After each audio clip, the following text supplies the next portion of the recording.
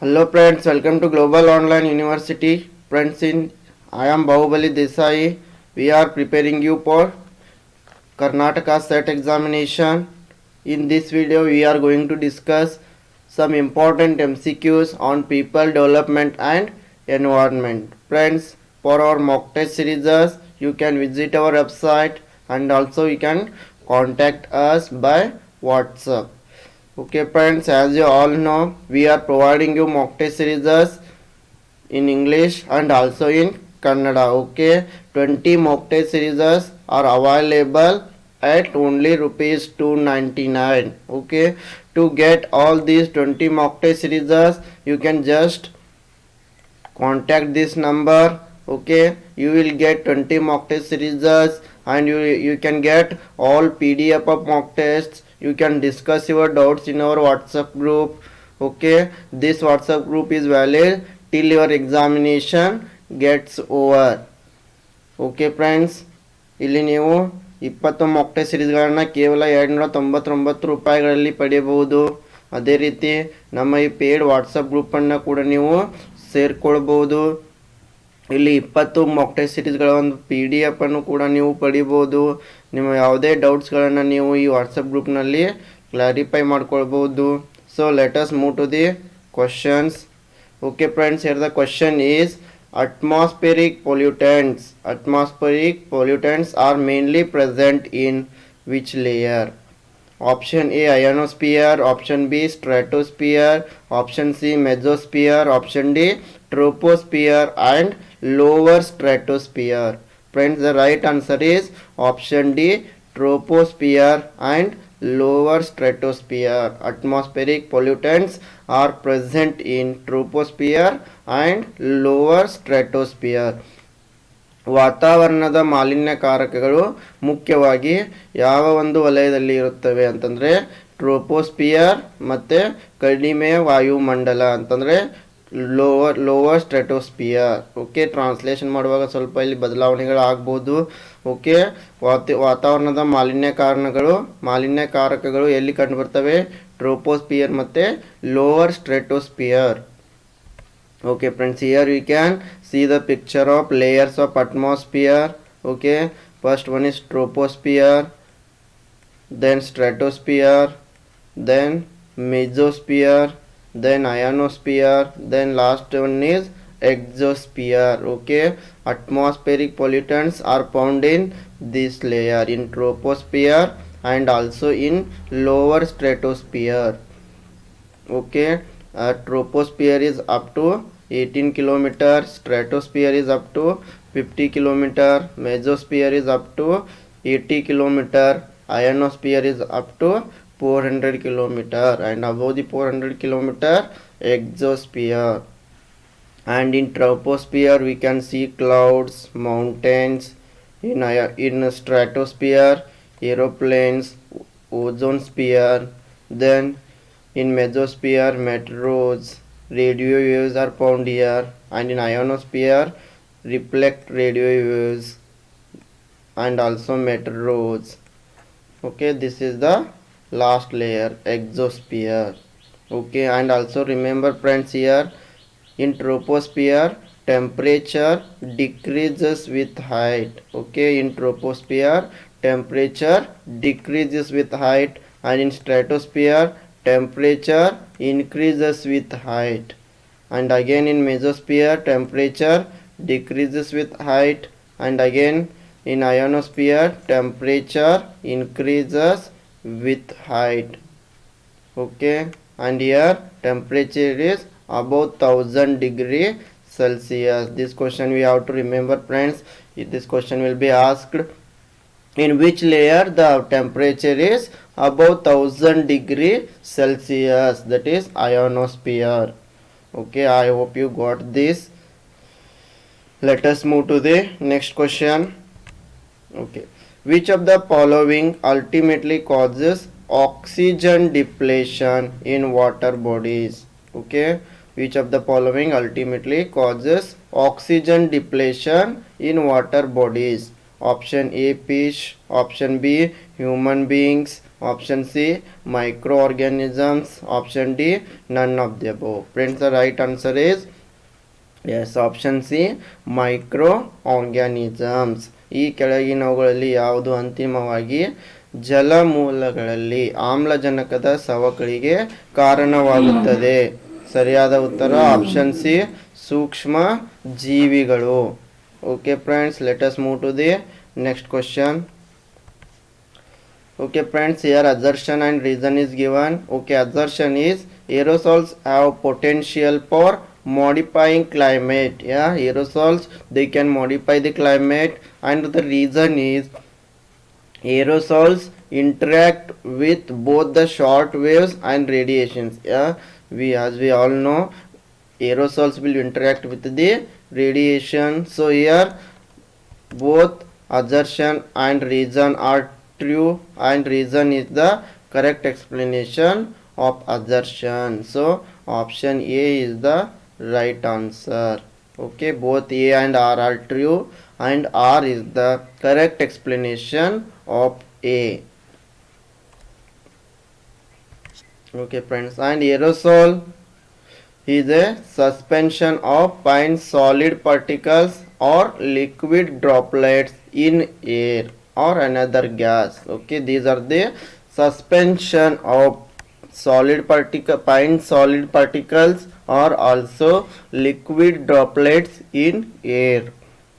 And aerosols can be natural or anthropogenic. Okay, anthropogenic means man-made. And examples for natural aerosols are fog, mist, dust.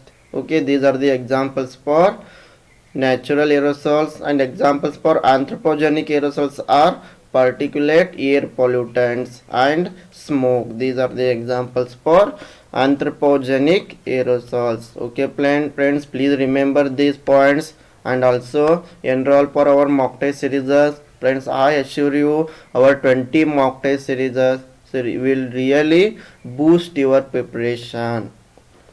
Okay, let us move to the next question. Which of the following statements are true in context of particulate matter? First one, it is basically a mist, more prevalent during winter weather. Option B, it is more prevalent in diesel engine vehicles. Option C, long-term exposure can harm respiratory tract and lung functions. Friends, here the options are, 4 options are given here.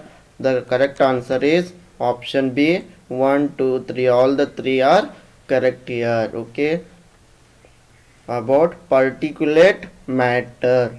Okay, particulate matter is basically a mist, and also it is more prevalent during winter season. Okay, then it is more prevalent in diesel engine vehicles, and also long-term exposure can harm respiratory tract and lung functions. All the 3 are correct here.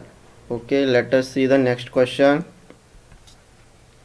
Okay, match the following: water prevention and control of pollution, air prevention and control of pollution, wildlife protection act, environment protection act. Here air 1974, 1981, 1972, 1986. The right answer is option A. It means water pollution prevention and control pollution, prevention and control of pollution in 1974, air prevention and control of pollution related to 1981, and wildlife protection act, it is implemented in the year of 1972. Environmental protection act, it is under the year of 1986. Okay, ಇಲ್ಲಿ water prevention ಮತ್ತೆ control pollution ಇದು 1974, air prosecution and control of pollution ಇದು 1981ಗೆ ಸಂಬಂಧಿಸಿದೆ. Wild life protection act ಯಾವಾಗ ಬಂತು? 1972ನಲ್ಲಿ. ಅದೇ ರೀತಿ environment protection act ಇದು 1986ನಲ್ಲಿ. ಆದ್ದರಿಂದ ಇಲ್ಲಿ ಆಪ್ಷನ್ ಎ ಸರಿಯಾದ ಉತ್ತರ. ಫ್ರೆಂಡ್ಸ್, ನೀವೆಲ್ಲ ನಮ್ಮ ಮಾಕ್ ಟೆಸ್ಟ್ ಸೀರೀಸ್ಗಳಿಗೆ ಎನ್ರೋಲ್ ಆಗಬೇಕು. ಓಕೆ, ಈ ಎಲ್ಲ 20 ಮಾಕ್ ಟೆಸ್ಟ್ ಸೀರೀಸ್ಗಳು ನಿಮಗೆ ಪೇಪರ್ 1ನಲ್ಲಿ ಹೆಚ್ಚಿನ ಅಂಕಗಳನ್ನ ಗಳಿಸಲು ಸಹಾಯ ಮಾಡ್ತವೆ. Okay, let us go to the next question. The air pollutants are mainly classified as option A point source and non-point source, option B primary and secondary pollutants, option C natural or anthropogenic pollutants, option D none of the above. Friends, air pollutants are mainly classified as primary pollutants and secondary pollutants. ವಾಯು ಮಾಲಿನ್ಯಕಾರಕಗಳನ್ನು ನಾವು ಯಾವ ರೀತಿ ವರ್ಗೀಕರಿಸ್ತೀವಿ? ಪ್ರಾಥಮಿಕ ಮಾಲಿನ್ಯಕಾರಕಗಳು ಮತ್ತು ದ್ವಿತೀಯ ಮಾಲಿನ್ಯಕಾರಕಗಳು. Okay friends, what do you mean by primary air pollutants? Primary air pollutants are the pollutants which will enter the atmosphere directly from the source. Okay, primary air pollutants, these pollutants will enter the atmosphere directly from the source. For example, SPM. Okay, SPM means suspended particulate matter, oxides of carbon, hydrocarbons, then sulfur oxides, nitrogen oxides, chlorofluorocarbons, lead. These are the primary air pollutants. Okay, ಇವುಗಳಿಗೆ ನಾವು ಏನಂತೀವಿ? Primary air pollutants. Okay,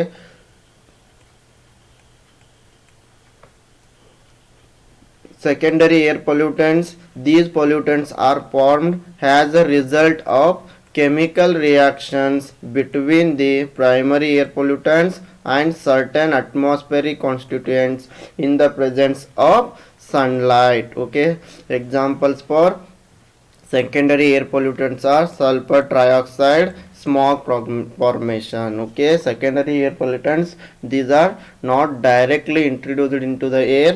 These pollutants are formed as a result of chemical reactions between primary air pollutants and certain atmospheric constituents in the presence of sunlight.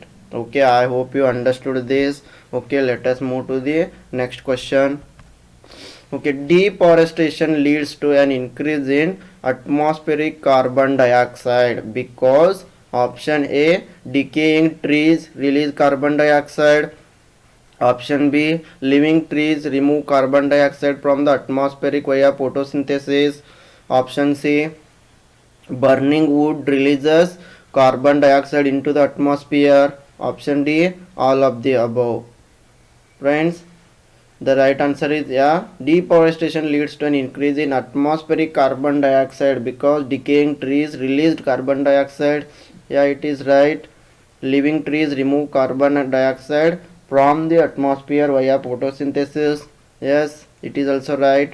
Burning wood releases carbon dioxide into the atmosphere. Yes, this is also right. Okay friends, I am sorry. Here the correct answer is option D, all of the above. ಅರಣ್ಯ ನಾಶವು ವಾತಾವರಣಕ್ಕೆ ಇಂಗಾಲ dioxide ಹೆಚ್ಚಳಕ್ಕೆ ಯಾವ ರೀತಿ ಕಾರಣ ಆಗ್ತದೆ? ನಾವು ಅರಣ್ಯ ನಾಶ ಮಾಡೋದ್ರಿಂದ ವಾತಾವರಣದಲ್ಲಿ CO2 ಹೆಚ್ಚಾಗ್ತದೆ, ಏಕೆಂದರೆ ಇಲ್ಲಿ ಕೊಳೆಯುತ್ತಿರುವ ಮರಗಳು ಇಂಗಾಲ ಡೈಆಕ್ಸೈಡನ್ನು ಬಿಡುಗಡೆ ಮಾಡ್ತವೆ. ಇದು ಸರಿ ಉತ್ತರ. ಜೀವಂತ ಮರಗಳು ಇದ್ದರೆ ದ್ವಿತೀಯ ಸಂಶ್ಲೇಷಣೆಯ ಮೂಲಕ ವಾತಾವರಣದಿಂದ ಇಂಗಾಲ ಡೈಆಕ್ಸೈಡನ್ನು ತೆಗೆದು ಹಾಕ್ತವೆ. ಮರಗಳನ್ನು ಸುಡುವುದರಿಂದ ಇಂಗಾಲ ಡೈಆಕ್ಸೈಡ್ ವಾತಾವರಣಕ್ಕೆ ಬಿಡುಗಡೆ ಆಗ್ತದೆ. ಇಲ್ಲಿ ಮೇಲಿನ ಎಲ್ಲ ಆನ್ಸರ್ಗಳು ಕೂಡ ಸರಿಯಾಗಿವೆ. Okay friends, let us go to the next question. Bitumen is obtained from. Bitumen ಯಾವುದರಿಂದ ಪಡೆಯುತ್ತೇವೆ? Bitumen is obtained from option A forests and plants, option B kerosene oil, option C crude oil, option D underground mines. Okay friends, bitumen is obtained from crude oil. Bitumen ಯಾವುದರಿಂದ ಪಡಿತೀವಿ ನಾವು? ಕಚ್ಚಾ ತೈಲ. Okay friends, for more questions, for more videos, for our mock test series, you can visit our website also. Okay friends, here the next question is, the status of World Heritage Site is assigned by option A UN, option B UNESCO, option C World Bank, option D UNHRC. Okay, ವಿಶ್ವ ಪರಂಪರೆಯ ಸ್ಥಾನಮಾನವನ್ನು ನಿಯೋಜಿಸಿರುವ ಸಂಸ್ಥೆ ಯಾವುದಪ್ಪ ಅಂತಂದರೆ UNESCO. The status of World Heritage Site is assigned by the UNESCO.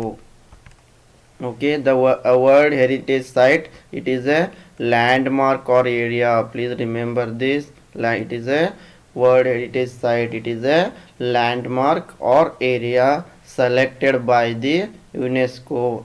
Selected by UNESCO. UNESCO stands for United Nations Educational, Scientific, Cultural Organization. United Nations Educational, Scientific and Cultural Organization.